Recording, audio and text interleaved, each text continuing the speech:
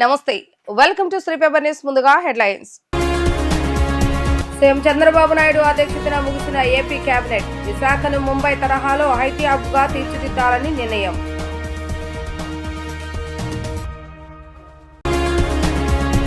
IT electronics శాఖపై మంత్రి నారా లోకేష్ సమీక్ష. వచ్చే 5 ఏళ్లలో ఐటీ ఎలక్ట్రానిక్స్ రంగాల్లో 5 లక్షల ఉద్యోగాలు కల్పించాలన్నదే ప్రభుత్వ లక్ష్యమని అధికారులకు దిశానిర్దేశం.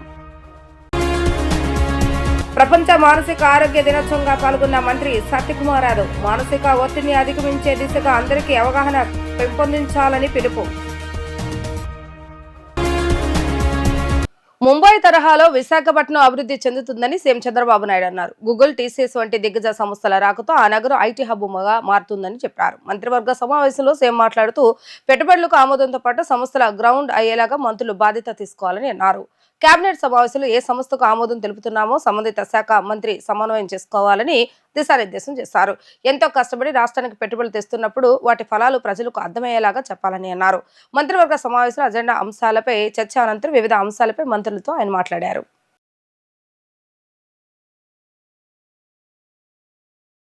వచ్చే 5 ఏళ్లలో ఐటీ ఎలక్ట్రానిక్స్ రంగాల్లో 5 లక్షల ఉద్యోగాలు కల్పించాలన్నదే లక్ష్యమని మంత్రి నారా లోకేష్ పేర్కొన్నారు. స్టార్టప్ వృద్ధిలో దేశంలో అగ్రస్థానంలో ఉండేలాగా చర్యలు చేపట్టాలని అధికారులను ఆదేశించారు. వాట్సాప్ గవర్నెన్స్ ను సమర్థవంతంగా అమలు చేసేలాగా చర్యలు తీసుకోవాలని అన్నారు. ఉండవెల్లిలోని ఐటీ ఎలక్ట్రానిక్స్ శాఖపై మంత్రి నారా లోకేష్ సమీక్ష నిర్వహించారు. క్వాంటమ్ కంప్యూటింగ్ పాలసీని మంత్రివర్గం ఆమోదించనుందని చెప్పారు. పెట్టుబడులు పెట్టిన కార్యకలాపాలు నిర్వహిస్తున్న ఐటీ ఎలక్ట్రానిక్స్ పరిశ్రమలకు త్వరలోనే రాయితీలు చెల్లిస్తామని అన్నారు. AP technology service innovation society space applications centre పైన చర్చించారు. పెట్టుబడులకు ఆసక్తి చూపిన సంస్థలతో ఒప్పందాలు కార్యరూపం దాల్చి కార్యకలాపాలు చేపట్టేంత వరకు సంప్రదింపులు జరుపుతూనే ఉండాలని సూచించారు. గూగుల్, టీసీఎస్, ఏఎన్ఎస్ఆర్ వంటి కంపెనీలు త్వరితగతిన కార్యకలాపాలు ప్రారంభించేలాగా చర్యలు తీసుకోవాలని అన్నారు. 5 ఏళ్లలో ఐటీ ఎలక్ట్రానిక్స్ రంగాల్లో 5 లక్షల ఉద్యోగాలు కల్పించాలన్నదే లక్ష్యమని ప్రపంచంలో టాప్ 100 కంపెనీల యాజమాన్యాలతో నిత్యం సంప్రదింపులు జరపాలని సూచించారు. సమాజంలో మానసిక ఒత్తిడితో తీవ్ర ఇబ్బందులు గురవుతున్న వారికి అవగాహన ఎంతో అవసరమని, ఈ అవగాహన వల్ల వారిలో మార్పు తీసుకురావడానికి ఎంతగానో దోహదపడుతుందని మంత్రి సత్యకుమార్ యాదవ్ తెలిపారు. సమాజానికి సైకాలజిస్టులు, సైక్రాటిస్టుల సేవలు ప్రశంసనీయం. సమాజంలోని 10 ప్రధాన వ్యాధుల్లో మానసిక వ్యాధిని కూడా చేర్చామని పేర్కొన్నారు. మానసిక వ్యాధుల అడ్వైజరీ బోర్డుకు డాక్టర్ ఇండ్ల రామసుబ్బారెడ్డిని చైర్మన్ గా నియమించామని చెప్పారు. విజయవాడ ఏలూరు రోడ్లోని ఐఎంఏ హాల్ ప్రపంచ మానసిక ఆరోగ్య దినోత్సవంలో వైద్య ఆరోగ్య శాఖ మంత్రి సత్యకుమార్ యాదవ్ పాల్గొన్నారు. ఈ కార్యక్రమంలో ఎన్టీఆర్ జిల్లా collector doctor G Lakshmisha, APMC chairman doctor Sriharrao, NTR health university register doctor Radhikareddy, doctor Idla Ramasubbareddy తదితరులు పాల్గొన్నారు. ఈ సందర్భంగా మంత్రి సత్యకుమార్ యాదవ్ మాట్లాడుతూ రాష్ట్రంలో అనేక ప్రాంతాల్లో మానసిక ఒత్తిడికి విద్యార్థులు గురవుతున్నారని, అలాంటి వారిని గుర్తించి అవగాహన కార్యక్రమాల ద్వారా వారిలో మార్పు తీసుకురావడానికి మానసిక వైద్యులు ముందుకు రావాలని కోరారు. ప్రస్తుతం మానసిక ఒత్తిడి వల్ల ఎంతో మంది ఆత్మహత్యలకు పాల్పడుతున్నారని ఆవేదన వ్యక్తం చేశారు. ఇవాళ ప్రపంచ మానసిక ఆరోగ్య దినోత్సవం. ఇవాళ ప్రపంచవ్యాప్తంగా బయటికి కనిపిస్తున్న వ్యాధుల కన్నా మానసిక వ్యాధులతో బాధపడుతున్న జనాభా శాతం ఎక్కువ. ఇటీవల వరల్డ్ హెల్త్ ఆర్గనైజేషన్ విడుదల చేసిన నివేదిక ప్రకారం ప్రపంచవ్యాప్తంగా 97 కోట్ల మంది వివిధ రకాల మానసిక జబ్బులతో బాధపడుతున్నట్టుగా తెలుస్తుంది. యాంగ్జైటీ డిజార్డర్ కానీ, డెవలప్మెంటల్ డిజార్డర్స్ కానీ, డిప్రెసివ్ డిజార్డర్స్ కానీ, లేదా attention deficit hyper activity disorders, అనేక ఈటింగ్ డిజార్డర్స్ కూడా, ఇటువంటి అనేక రకాలైన జబ్బులతో ఇవాళ బాధపడుతున్నారు. అంచనా ప్రకారం దాదాపు 30 కోట్ల మంది యాంగ్జైటీ డిజార్డర్స్తో, దాదాపు 24 కోట్ల మంది డిప్రెసివ్ డిజార్డర్తో, 2,40,00,000 మంది సిజోఫీనియాతో, దాదాపు 1,40,00,000 మంది ఇవాళ ఈటింగ్ డిజార్డర్ లాంటి వ్యాధులతో కూడా బాధపడుతున్నారు. బయటికి కనిపిస్తున్న వ్యాధులు గుర్తించవచ్చు, వాటికి సరైన సమయంలో చికిత్స అందించవచ్చు, కానీ మానసిక జబ్బులతో బాధపడుతున్న వాళ్ళని గుర్తించకపోవడం వల్ల ఇవాళ తీవ్ర ఇబ్బందులు, దాని కారణంగా అనేక మంది ఆత్మహత్యలు కూడా బాధపడుతున్న విషయం మనం గమనిస్తున్నాం. ఇది ధనికులకి, పేదలకని కాకుండా ప్రతి ఒక్కరు కూడా సమాజంలో ఈ మానసిక జబ్బులతో బాధపడుతున్నారు. మన దేశంలో చూస్తే దాదాపు 15 కోట్ల మంది దాకా ఇటువంటి రకరకాల మానసిక జబ్బులతో బాధపడుతున్నట్టుగా నివేదికలు చెప్తున్నాయి. ప్రధానంగా ఈ వెనుకబడిన ప్రాంతాలైన గిరిజన ప్రాంతాల్లో ఈ యాంటీనేటల్ యాంగ్జైటీ డిజార్డర్స్ కారణంగా దాదాపు 14% నుంచి 22% మంది బాధపడుతున్నారు. వీటి బయటికి చెప్పుకోలేరు, లోపలే కుమిలిపోతుంటారు. దాని కారణంగా వారు ఆరోగ్యంగా క్షీణించడమే కాకుండా సమాజం మీద కూడా దాని భారం పడుతోంది. వరల్డ్ హెల్త్ ఆర్గనైజేషన్ నివేదిక ప్రకారం ఏటా ఈ మానసిక జబ్బుల కారణంగా ఆర్థిక వ్యవస్థకి కలుగుతున్న నష్టం ఎంతయ్యా అంటే $1 ట్రిలియన్. 2030 నాటికి అది $6 ట్రిలియన్ అవుతుంది. అంటే ఇవాళ మన దేశ ఆర్థిక వ్యవస్థ ఎంత ఉందో ఈ సైజుకి $4 ట్రిలియన్ ఆర్థిక వ్యవస్థ ఉంటే $6 ట్రిలియన్ ప్రపంచవ్యాప్తంగా అంత నష్టం జరుగుతుందనే విషయం కూడా మనకు అర్థమవుతుంది. కాబట్టి వీటిని గుర్తించాల్సిన అవసరం ఉంది. దానికి తగినట్టుగా వైద్యం కూడా అందించాల్సిన అవసరం ఉంది. అయితే దురదృష్టవశాత్తు దీని మీద సరైన అవగాహన లేకపోవడం, ప్రజలు వీటిని గుర్తించకపోవడం, ప్రధానంగా ఈ తల్లిదండ్రులు కూడా పిల్లలు నీట్ క్రాక్ చేయాలి, ఐఐటి క్రాక్ చేయాలి, వీటి మీద దృష్టి పెడుతున్నారు. పిల్లలు ఎటువంటి మానసిక ఒత్తిడికి లోనవుతున్నారు, సమాజంలో వివిధ కారణాల వల్ల వారి మీద ఎటువంటి ఒత్తిడి ఉంటుందని గుర్తించకపోవడం వల్ల తీవ్ర నష్టం జరుగుతుంది. సంకటహర చతుర్దశిని పురస్కరించుకుని విజయవాడ ఇంద్రకీలాద్రిపై కొలువై ఉన్న లక్ష్మీ గణపతి ఆలయంలో ప్రత్యేక పూజలు అర్చనలు వైభవపేతంగా నిర్వహించారు. సంకటహర చతుర్దశిని పురస్కరించుకుని విఘ్నేశ్వరుని దర్శించుకుంటే సకల విఘ్నాలు తొలగిపోతాయని భక్తులు ప్రగాఢ విశ్వాసాన్ని వ్యక్తం చేస్తున్నారు. సంకటహర చతుర్దశిని పురస్కరించుకుని ఇంద్రకీలాద్రిపై కొలువై ఉన్న లక్ష్మీ గణపతి ఆలయంలో ప్రత్యేక పూజలు అర్చనలు వైభవపేతంగా నిర్వహించారు. ఆలయ ఈవో సేనానాయక్ దంపతులు పాల్గొని పూజా కార్యక్రమాలు నిర్వహించారు. ప్రతి తెలుగు మాసంలో వచ్చే సంకటహర చతుర్థి రోజున శ్రీ గణేష్ మహారాజుకి ప్రత్యేక పూజలు నిర్వహించడం ఆనవాయితీగా వస్తుందని, విఘ్నేశ్వరుడికి ప్రత్యేక పూజలు, అభిషేకాలు, గణపతి హోమం అత్యంత వైభవంగా నిర్వహించారు. పూజా సామాగ్రితో ఆరాధనలు చేసి స్వామివారికి ఇష్టమైన నైవేద్యాలు సమర్పించారు. దేవస్థాన వైదిక కమిటీ సభ్యులు ఈ పూజా కార్యక్రమాలను ఆగమ శాస్త్రాలకు అనుగుణంగా నిర్వహించారు. వినాయక స్వామికి విశేష పూజలు చేసి భక్తులకు అనుగ్రహ ఆశీస్సులు అందించారు. సంకటహర చతుర్థిని పురస్కరించుకొని భక్తులు లక్ష్మీ గణపతి ఆలయాన్ని సందర్శించి విఘ్నేశ్వరునికి దర్శించుకున్నారు. సంకటహర చతుర్థి రోజు విఘ్నేశ్వరుడిని దర్శించుకుంటే సకల విఘ్నాలు తొలగిపోతాయని భక్తుల ప్రగాఢ విశ్వాసాన్ని వ్యక్తం చేస్తున్నారు.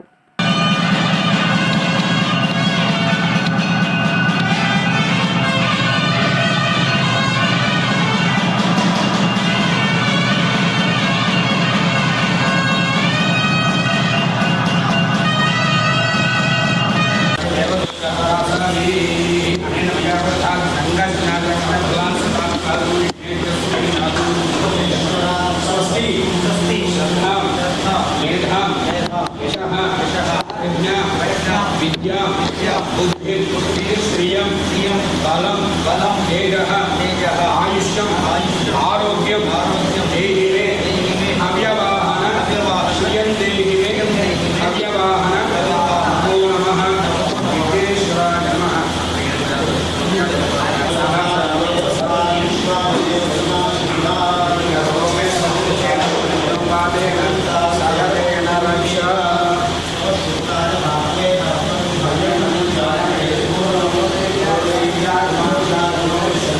అడుగడుగున ఆధునిక నిర్మాణ శైలి, కళ్లు చెదిరే ఇంటీరియర్ సిబ్బంది కోసం వర్క్ స్టేషన్లతో కార్పొరేట్ కి ఏమాత్రం తీసుకునే రీతిలో సిఆర్డీఏ ప్రధాన కార్యాలయం హంగులతో మొదలైంది. స్పీడ్ యాక్సెస్ రోడ్డు పక్కన రాయపూడి సమీపంలో నిర్మించిన ఈ భవనం ఎన్నో ప్రత్యేకతలను సంతరించుకుంది. ఈ నెల 13వ తేదీన ఉదయం 9:54 కార్యాలయాన్ని సీఎం చంద్రబాబు నాయుడు లాంఛనీయంగా ప్రారంభించనున్నారు. G+7 అంతస్తుల్లో 3,70,326 చదరపు అడుగుల్లో రాయపూడి వద్ద సిఆర్డీఏ ప్రాజెక్టు కార్యాలయం నిర్మాణం పూర్తయింది. దాదాపు 257.20 కోట్ల రూపాయలతో నిర్మించిన నూతన భవనం త్వరలోనే పూర్తి స్థాయిలో అందుబాటులోకి రానుంది. దీనిపై మరింత సమాచారాన్ని అమరావతి నుంచి మా ప్రతినిధి దిగితా ఫేస్ టు ఫేస్. రాజధాని అమరావతిలో నూతనంగా నిర్మించిన సిఆర్డీఏ ప్రాజెక్ట్ కార్యాలయానికి ముహూర్తం ఖరారైంది. ఏదైతే ఈ నెల 13వ తేదీన ముఖ్యమంత్రి నారా చంద్రబాబు నాయుడు 9:54 కూడా ప్రారంభించనున్నారు. ఈ నేపథ్యంలో G+7 అడుగుల నేపథ్యంలో అమరావతి ప్రజా రాజధాని అమరావతి అక్షరాన్ని కూడా ఇటు ప్రాజెక్ట్ కార్యాలయానికి అనే అక్షరంతో కూడా నామకరణం చేశారు. ప్రస్తుతం మనం విజువల్స్లో చూసుకోవచ్చు. ఏదైతే రాజధాని అమరావతిలో నూతనంగా నిర్మించిన సిఆర్డీఏ ప్రాజెక్ట్ కార్యాలయం ఇప్పటికే ప్రారంభానికి ముహూర్తం ఖరారు చేసింది. ఈ నెల 13వ తేదీన ఉదయం 9:54 రాష్ట్ర ముఖ్యమంత్రి చంద్రబాబుతో పాటు ఉప ముఖ్యమంత్రి పవన్ కళ్యాణ్, మంత్రి నారా లోకేష్, అదేవిధంగా మంత్రి మండలి సభ్యులందరూ కూడా ఈ కార్యక్రమానికి హాజరు కానున్నారు. G+7 అంతస్తులో 3,70,326 చదరపు అడుగుల్లో రాయపూడి వద్ద సిఆర్డీఏ ప్రాజెక్ట్ కార్యాలయం ఇప్పటికే నిర్మాణం పూర్తయింది. దాదాపు 257 కోట్లు రూపాయలతో నిర్మించిన ఈ నూతన భవనాన్ని త్వరలోనే పూర్తి స్థాయిలోకి అందుబాటులోకి రానుంది. రాజధాని అమరావతిలో ప్రభుత్వ కార్యాలయం మొదటిగా సిఆర్డీఏ కార్యాలయం అని కూడా చెప్పుకోవచ్చు. అడుగడుగున ఆధునిక నిర్మాణ శైలితో ఆకట్టుకునే ఇంటీరియర్, సిబ్బంది కోసం వర్క్ స్టేషన్లు, ఇలా సకల సౌకర్యాలతో కూడా సిఆర్డీఏ ప్రధాన కార్యాలయం కూడా సిద్ధమైంది. సీడాక్సిస్ రోడ్డు పక్కన రాయపూడి సమీపంలో ఈ భవనాన్ని ఎట్టకేలకు ప్రారంభానికి ముస్తాబైందని చెప్పుకోవచ్చు. తుది మెరుపులు దిద్దుకోవడానికి ఈ భవనం ఎన్నో ప్రత్యేకతలు ముడిగట్టుకుంది. ప్రస్తుతం మనం విజువల్స్లో చూసుకోవచ్చు. ఏదైతే గ్రౌండ్ ఫ్లోర్లో అయితే సమూకృత కమాండ్ కంట్రోల్ కేంద్రం, అదేవిధంగా కాల్ సెంటర్, క్యాంటీన్, అదేవిధంగా ఇంటీరియర్స్ అన్నీ కూడా ఇటు గ్రౌండ్ ఫ్లోర్లో ఉంటాయి.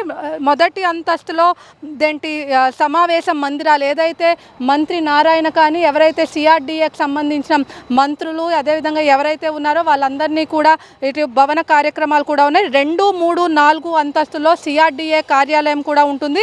4వ అంతస్తులో పురపాలక డైరెక్టరేట్ ఎవరైతే ఉన్నారో ఆ ఛాంబర్ అయితే ఉంటుంది. 6వ అంతస్తులో అమరావతి డెవలప్మెంట్ కార్పొరేషన్ లిమిటెడ్, 5వ ఫ్లోర్లో అమరావతి డెవలప్మెంట్ కార్పొరేషన్ వాళ్ళు ఉంటారు. 7వ అంతస్తులో పురపాలక శాఖ మంత్రి నారాయణ పేషితో పాటు పురపాలక శాఖ ముఖ్య కార్యదర్శి, ప్రజారోగ్య శాఖ ఈఎన్సీ, సిడిఏ ఇవన్నీ కార్యక్రమాలు కూడా ఉంటాయి. అదేవిధంగా రాజధాని నగరంలో కీలకమైన ప్రాంతాలు సంబంధించిన సూక్ష్మ ఇంటీరియర్స్ మొత్తం ప్రదర్శనలో ఉంచుతారు. అమరావతి భవిష్యత్ ప్రణాళిక ఈ కేంద్రం నమూనాలు కూడా ఈ కేంద్రంలో అందుబాటులోకి ఉన్నాయి. ప్రధాన కార్యాలయాన్ని విజయవాడ నుంచి రాజధాని మార్చనున్నారు. ఈ నేపథ్యంలో ప్రజా రాజధాని అమరావతి ఏ అనే అక్షరంతో కూడా ఇటు మొత్తం ఇంటీరియర్స్ అన్ని కూడా ఉన్నాయి. మొత్తం 7 అంతస్తుల భవనాన్ని ముఖ్యమంత్రి నారా చంద్రబాబు నాయుడు ఈ నెల 13వ తారీఖున ప్రారంభించనున్నారు. ఈ నేపథ్యంలో ఇప్పటికే మొత్తం కార్యకలాపాలు కష్టంగా ఉంటుంది. ఇప్పటికే మంత్రి నారాయణ ఎప్పటికప్పుడు కూడా రాజధాని అమరావతి పనులు కూడా ఎప్పటికప్పుడు సమీక్షలు నిర్వహిస్తున్నారు. చూసుకోవచ్చు.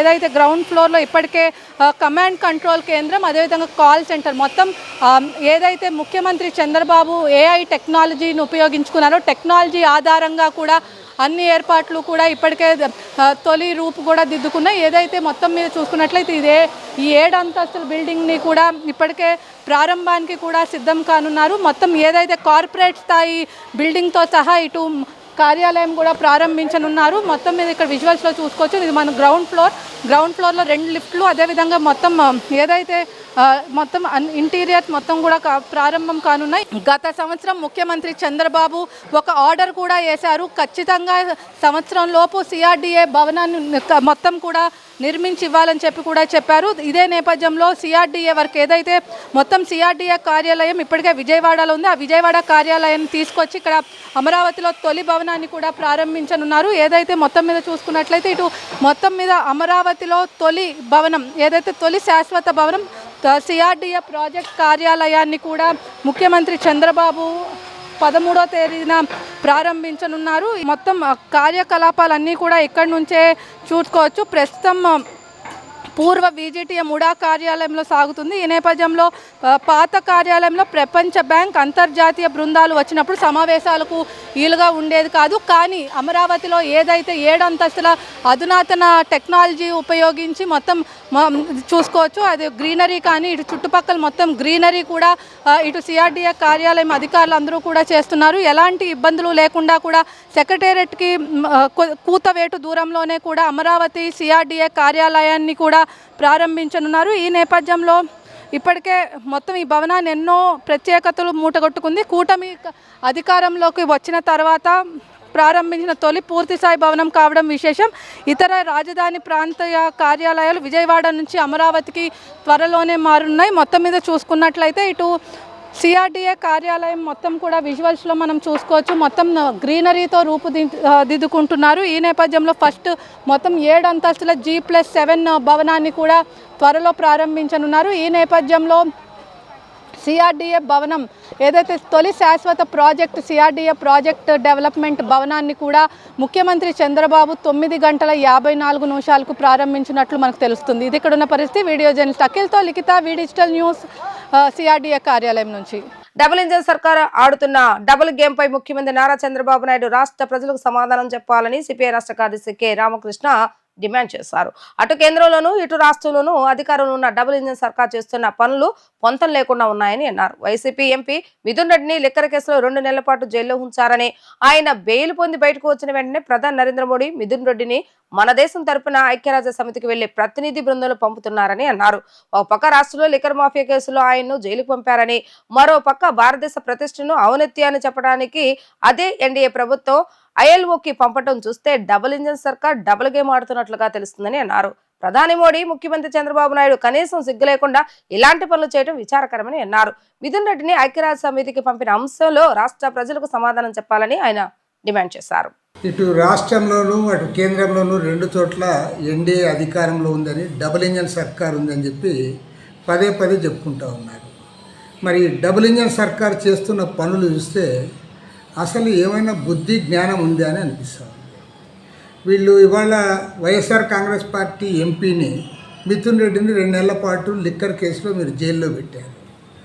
రాష్ట్ర ప్రభుత్వం అతన్ని జైల్లో పెట్టింది. ఆయన బెయిల్ పొంది బయటకు వచ్చిన వెంటనే ఇవాళ ప్రధానమంత్రి నరేంద్ర మోడీ గారు ఆయన్ని యుఎన్ఓకి పంపిస్తూ ఉన్నాడు. ఐక్యరాజ్య సమితిలో మన భారతదేశం తరఫున పోయే డెలిగేషన్లో ఆయనకి వీడ్కోలు పంపుతా ఉన్నాడు. మరి ఇక్కడ మేమే అక్కడ మేమే అని చెప్పేవాళ్ళు, మరి ఒక పక్కేమో మీరు జైలుకు పంపుతా ఉన్నారు రాష్ట్ర ప్రభుత్వం, లిక్కర్ మాఫియా అని చెప్పి ప్రచారం చేస్తూ ఉన్నారు. మరోవైపు భారతదేశ ఔన్నత్యాన్ని ప్రతిష్టను అక్కడ చెప్పడానికి అదే ఎన్డీఏ ప్రభుత్వం ఆయన్ని యుఎన్ఓకి పంపుతుంది. మీకేమైనా సిగ్గుంది అని నేను అడుగుతాను. ఈ ప్రధానమంత్రికి సిగ్గు లేదు, మన ముఖ్యమంత్రికి ఎగ్గు లేదు. సిగ్గు శరం లేకుండా ఇలాంటి పనులు మీరు చేస్తూ ఉన్నారంటే మరి ప్రజలు మీ గురించి ఏమనుకుంటున్నారో మీరు ఒకసారి ఆలోచించండి. కాబట్టి ఏమంటే చంద్రబాబు నాయుడు గారు తను చేసిన తప్పుకి అతనికి ఎంపీకి క్షమాపణ చెప్తే బాగుంటుంది. ఎందుకంటే నువ్వు నిజంగా లిక్కర్ మాఫియా, లిక్కర్ డాను, లిక్కర్ కేసులో ఉన్నవాడు, వందల కోట్ల రూపాయలు దాంట్లో లంచాలు తిన్నవాడని కేసు పెడితే అతను మరి మీ ఎన్డీఏ ప్రభుత్వమే నీవు గొప్పగా చెప్పుకుంటున్నాడు. ప్రధాని నరేంద్ర మోడీ ఆయన ఇవాళ ఐక్యరాజ్య సమితికి ఎందుకు పంపుతా ఉన్నాడు? కాబట్టి ఏమంటే రాష్ట్ర ప్రజలకు వివరణ ఇవ్వాల్సిన బాధ్యత కేంద్ర రాష్ట్ర ప్రభుత్వాలపైన ఉంది. మీరు సిగ్గులేని రాజకీయాలు ఈ ఆంధ్ర రాష్ట్రంలో నడుపుతూ ఉన్నారు. మీరు మోడీతో కుమ్మక్కై, మోడీకి తల వంచి, మోడీతో లాలుచిబడి ఈ దిక్కుమాలిన రాజకీయాలు ఈ రాష్ట్రంలో నడుపుతూ ఉన్నారు. రాష్ట్ర ప్రజలకు సమాధానం చెప్పాలని అటు బీజేపీ నాయకులను ఇటు తెలుగుదేశం నాయకులు ఇద్దరిని కూడా సిపిఐ తరఫున డిమాండ్ చేస్తూ ఉన్నారు. దేశంలో circular economy, waste recycling policy 4.0 అమలు చేస్తున్న తొలి రాష్ట్రంగా ఆంధ్రప్రదేశ్ ఆవిర్భవించిందని ఏపీ కాలుష్య నియంత్రణ మండలి చైర్మన్ పి కృష్ణయ్య అన్నారు. పాలసీని రాష్ట్రంలో పకడ్బందీగా అమలు చేయడంతో పాటు సామాన్యులకు భాగస్వాములను చేసి లబ్ధి చేకూర్చేలాగా కృషి చేస్తామని అన్నారు. పారిశ్రామిక రంగాల నుంచి వచ్చే వ్యర్థాలను రీసైక్లింగ్ చేసేలా చర్యలు తీసుకుంటామని అన్నారు. ఏపీ కాలుష్య నియంత్రణ మండలి ఆధ్వర్యంలో వివిధ కార్పొరేషన్లు చైర్మన్లు, శాఖాధిపతులతో ఎంజీ రోడ్లోని ఒక హోటల్లో నిన్న కార్యశాల నిర్వహించి circular economy, waste recycling policy 4.0 పై చర్చించారు. అనంతరం ఆయన మీడియా సమావేశం నిర్వహించారు. ఏపీ కాలుష్య నియంత్రణ మండలి చైర్మన్ పి కృష్ణయ్య మాట్లాడుతూ 20 లక్షల ఉద్యోగాల కల్పన, పర్యావరణ పరిరక్షణ పాలసీ అమలు చేస్తామని అన్నారు. రాబోయే రోజుల్లో స్వచ్ఛంద సంస్థల సహకారంతో పెద్ద ఎత్తున ఉపాధి కల్పన, వ్యర్థాల నియంత్రణ, రీసైక్లింగ్ వంటి కార్యక్రమాలు అమలు చేస్తామని తెలిపారు. రాష్ట్ర, జిల్లా స్థాయిలో కమిటీలు ఏర్పాటు చేసేలా పరిశ్రమల శాఖ తగిన చర్యలు తీసుకుంటుందని తెలిపారు. స్వచ్ఛంద కార్పొరేషన్ చైర్మన్ కొమ్మారెడ్డి పట్టాభిరా మాట్లాడుతూ వేస్ట్ రీసైక్లింగ్ పాలసీని పటిష్టంగా అమలు చేసేందుకు ఏర్పాటు చేసే కమిటీల్లో మంత్రులు, వివిధ సంస్థల చైర్మన్లు, పీసీబీ పరిశ్రమల శాఖలోని వారు సభ్యులుగా ఉంటారని అన్నారు. 20 సూత్రాల committee chairman Lanka Dinakar, MSME chairman Sivasankarrao, SEEDAP chairman Deepak Reddy, P4 foundation ఉపాధ్యక్షుడు కుటుంబరావు, జీవ వైవిధ్య board chairman N Vijay Kumar పాల్గొని ఈ అంశంపై తమ అభిప్రాయాలు తెలిపారు. సర్క్యులర్ ఎకానమీ మరియు రీసైక్లింగ్ పాలసీ అనేటువంటి ఒక వినూత్నమైనటువంటి కార్యక్రమాన్ని ప్రవేశపెట్టింది. భారతదేశంలోనే తొలిసారిగా మన రాష్ట్రంలో ఈ సర్క్యులర్ ఎకానమీ, రీసైక్లింగ్ పాలసీని పరిశ్రమల శాఖ ద్వారా జీవో ఇవ్వటం జరిగింది.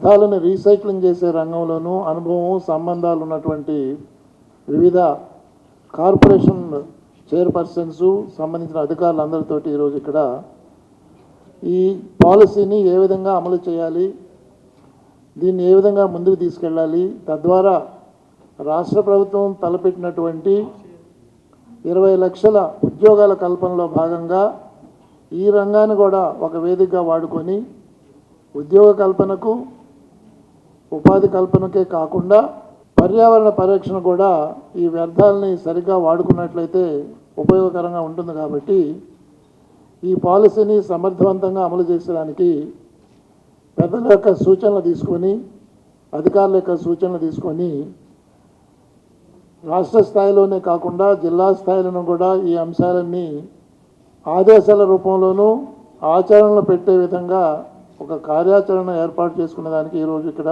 ఈ సదస్సు జరిగింది. Circular economy waste recycling policy ఏదైతే జీవో 149 ద్వారా ఎన్డీఏ ప్రభుత్వం రాష్ట్రంలో విడుదల చేసిందో దానిని ఏ విధంగా ముందుకు తీసుకువెళ్ళాలన్న ఒక అంశం మీద దాదాపు 8 సంస్థల అధిపతుల్ని, అదేవిధంగా పరిశ్రమల శాఖ కార్యదర్శి గారిని, ఇతర ఉన్నతాధికారులందరినీ కూడా ఇక్కడికి ఆహ్వానించి ఈ సమావేశాన్ని ఏర్పాటు చేయడం జరిగింది. ఈ సమావేశంలో మరి అందరూ కూడా తమ తమ అభిప్రాయాల్ని వెల్లడించడం జరిగింది. ఏ రకంగా ఈ పాలసీని మనం గ్రౌండ్ చేయాలి, రీసైక్లింగ్ సెక్టర్లో అనేక ఇతర రాష్ట్రాల నుంచి కానీ ఇతర దేశాల నుంచి కానీ మనం పెట్టుబడులు ఏ విధంగా ఆహ్వానించాలి, రీసైక్లింగ్ పార్క్స్ని ఏ విధంగా ఎస్టాబ్లిష్ చేయాలి, ఎవరు ఏ రకంగా దీనిలో భాగస్వాములు కావాలి అన్న అంశాల మీద చర్చించడం జరిగింది. ప్రధానంగా ఒక స్టేట్ లెవెల్ టాస్క్ ఫోర్స్ని ఏర్పాటు చేసుకుని, రాష్ట్ర స్థాయిలో ఒక టాస్క్ ఫోర్స్ని ఏర్పాటు చేసి దానిలో మేమందరం కూడా సభ్యులుగా ఉండి, ఉన్నతాధికారులు, గౌరవ మంత్రివర్యులు అందరూ కూడా సభ్యులుగా ఉండి ఈ సర్క్యులర్ ఎకానమీ పాలసీని ముందుకు తీసుకెళ్లాలని ఒక నిర్ణయం చేయడం జరిగింది. అదేవిధంగా జిల్లా స్థాయిలో కూడా మరి industries department, pollution control board ఆధ్వర్యంలో జిల్లా స్థాయి టాస్క్ ఫోర్సులను కూడా ఏర్పాటు చేసుకోవాలని నిర్ణయించడం జరిగింది. గత ప్రభుత్వం హరిత రిసోర్స్ స్థానంలో రిషికొండలో ప్యాలెస్ నిర్మాణం చేపట్టడంతో ఆ భవనాలను ప్రజలకు ఉపయోగపడే విధంగా వినియోగించాలన్న అంశంపై కూటమి ప్రభుత్వం కసరత్తు చేస్తుంది. ఆతిథ్య రంగానికి హోటల్ కమిటీ నిర్వహణ వంటి సలహాలపై చర్చించారు. ప్రజా అభిప్రాయాలు కోరుతూ ప్రకటన ఇవ్వాలని మంత్రివర్గం ఉప సంఘం నిర్ణయించింది.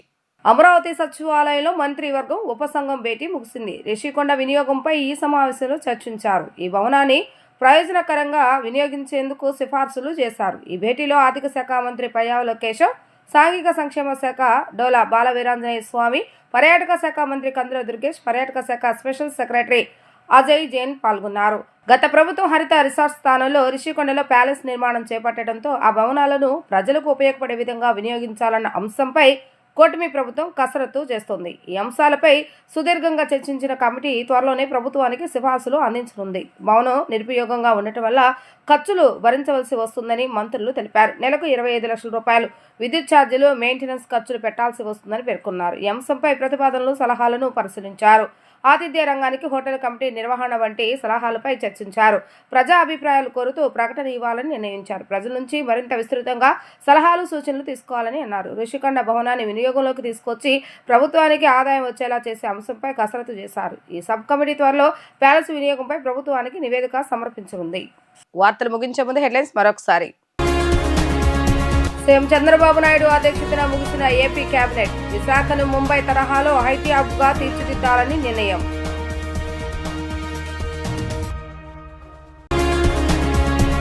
ఐటీ ఎలక్ట్రానిక్స్ శాఖపై మంత్రి నారా లోకేష్ సమీక్ష. వచ్చే 5 ఏళ్లలో ఐటీ ఎలక్ట్రానిక్స్ రంగాల్లో 5 లక్షల ఉద్యోగాలు కల్పించాలన్నదే ప్రభుత్వ లక్ష్యమని అధికారులకు దిశానిర్దేశం.